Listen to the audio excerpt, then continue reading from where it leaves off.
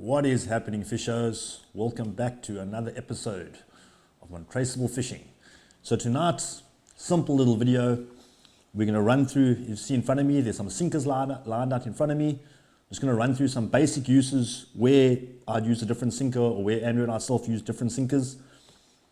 Him and I use different sinkers at different places, but it's just pretty much a rundown what sinker to use at the right time. So let's just run through your sinkers.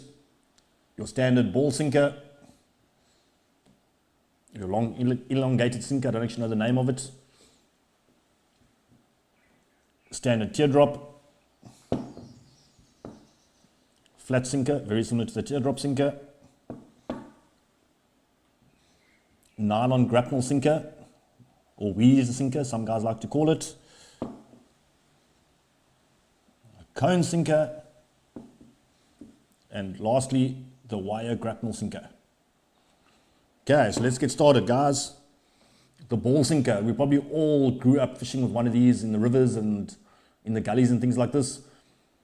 This sinker I'd like to use predominantly for river fishing, where you can have your line going through it to a swivel to your hook, so your sinker can roll up and down your line when a fisher pulls off and things like that. I know some of the youngsters, if you take your youngsters out, it's a great sinker to use in the gullies when they trying to catch little stripies and little blacktails and things like that. We don't use them too often besides river fishing. So that's your standard ball sinker. Moving on from there, the elongated rugby ball sinker, or whatever you want to call it. This type of sinker I grew up using for live bait in the rivers. We just found when you're fishing with a mullet, the sinker would lie in the sand, your line coming out this side with your mullet, it'd hold a bit better than what a ball sinker did. You didn't get to roll back and forth. So that's pretty much a sinker I'd use for live bait fishing in the river. If there's some nice current and things like that, to keep your mullet down on the bottom of the river where it needs to be. So those predominantly your ball sinker and your elongated rugby ball sinker, pretty much river sinkers. You can use them in the gullies and things. They do hook fast a bit too much. But for the youngsters in the gullies, in the shallows of the gullies, ball sinker works perfectly. Elongated sinker, I'd only use in the river.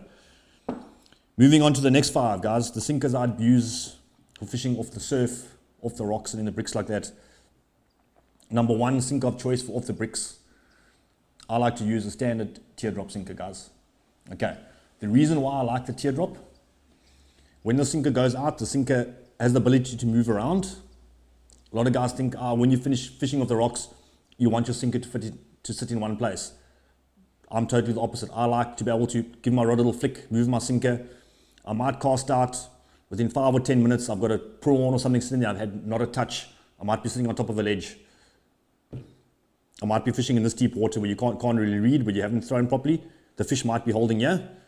So if I haven't got a bite in a couple of minutes, give the rod a little twitch. That sinker's going to fall off into the hole, which should be where your fish should be hiding. So teardrop sinker, preliminary for fishing off the rocks in a very, very heavy area. That's the sinker I would definitely go for. Wouldn't use them off the surf, terrible off the surf. They wash around all over the place. You'll have your bait coming towards you with the waves. So for rock fishing, the standard teardrop. The flat sinker, also fishing off the rocks, guys, is just a different version. I grew up fishing with these. The reason is we had a mold for these. We didn't have a mold for the teardrops. They cast very, very nicely, guys. I think they cast a bit better than the teardrop in my eyes for some reason. I don't know if it's got like aeroplane action or whatever it is. Talking nonsense now. Very easy to mold, but also just for off the rocks, terrible for off the surf, but another nice little sinker for off the rocks. Then we move on to the three next sinkers. The nylon grapnel sinker, guys. Predominantly used, a lot of guys use these off the rocks if they want to stay in one place. And then obviously the theory is that because it's got a wider berth with all these nylon grapnels, it sits in the rocks a bit better. It doesn't hook up as much. Yeah, I think that's just a theory, but anyway, I prefer that. But if we are fishing very rocky areas where there is a bit of a side current and things like that, where I don't want a teardrop to move, because there might be a ledge or something that I definitely don't want to go over, I throw a wire grapnel, guys. Not a wire grapnel, sorry, a nylon grapnel. Great sinkers to use for non-edible fish. Not the best for edible fish when you're coming to targeting cob, white steam rust and something like that off the surf. I'll explain to you the difference between that and the wire grapnel shortly. I'm just going to run through all of them. The cone sinker, guys. Probably the best sinker if you're fishing off very steep beaches where the water is extremely deep in front, where there's no waves breaking or anything like that. That's the sinker I'd use. It's pretty much the best choice of sinker for flatfish, and I'll explain to you now why. This sinker, once it's casted out, it'll be lying in the sand. So when you've got tension on it, it's going to dig into the sand. So you're not going to get any movement forward with the waves, but you are able to get a bit of side roll. So if you've got a nice bank where there's a nice side wash running over, you can start on the right of the bank. Every time it hooks, rod a little bit of a twitch, and your sinker will roll sideways without coming in, so you can cover more distance if you're scratching for flatfish in league or competition and things like that. Also nice for points if you're fishing sideways into a bay. If you cast out into the bay and you want your sinker to slowly roll into the bay to try to target fish that are sitting on a sandbank, a great sinker to use. It can be moved, but also has the ability to hook into the sand. And then last but not least, the wire grapnel, guys. This is my sinker I'd use off the surf. I don't use them off the rocks much. I like to use them off the surf. Explain to you now why.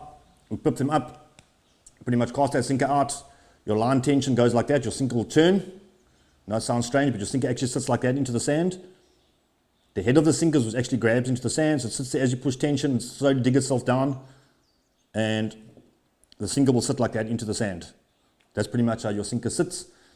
If a fish comes on and you do strike while playing the fish, the wires will pretty much click back. They'll loosen themselves up and drag behind the sinker. You don't have to worry about the wires hooking into the sand as you're playing your fish. So I was explaining to you the difference between using a nylon grapnel versus a wire grapnel for edible fish. Your cob, your spotted grunter, pig-nosed grunter, your bellman, bartman, all those fish I've mentioned have very soft mouths, guys. So when your hook is sitting in its mouth, the last thing you want is your nylon sinker to be jumping along the sand, hooking fast. Every time it hooks, you're going to start tearing a hole inside that fish. Your hook eventually is going to pop out. So that's why we like the wire grapnels for that. They flick back. The sinker will pull through the sand, so I can hook onto anything. There are times we'll use the nylon grapnel for fishing for silvers and black stem wrasse in the bricks. Listen, those fish have jaws. They're made out of like bone and things like that. You don't have to worry about tearing a hole. Once you hook that fish behind the plate, that hook's not coming out. So they're your nylon grapnels off the bricks where you're going to be targeting silvers, black stem wrasse, fish with harder mouths. 100% the way forward. So that pretty much gives us a quick rundown on the sinkers, guys. So your wire grapnel off the surf for non-eds and eds. Beautiful sinker to use. Got the best holding ability in the surf out of all these sinkers. And then if you're fishing off the surf where you want to be able to twitch your bait and move it around, either a nylon grap or a cone sinker where you want to be able to move your sinker around like that. But when you are moving like that, you're pretty much scratching for lesser sand sharks or blue spotted rays or blue rays and things like that. So that pretty much gives us a quick rundown of the sinkers you use.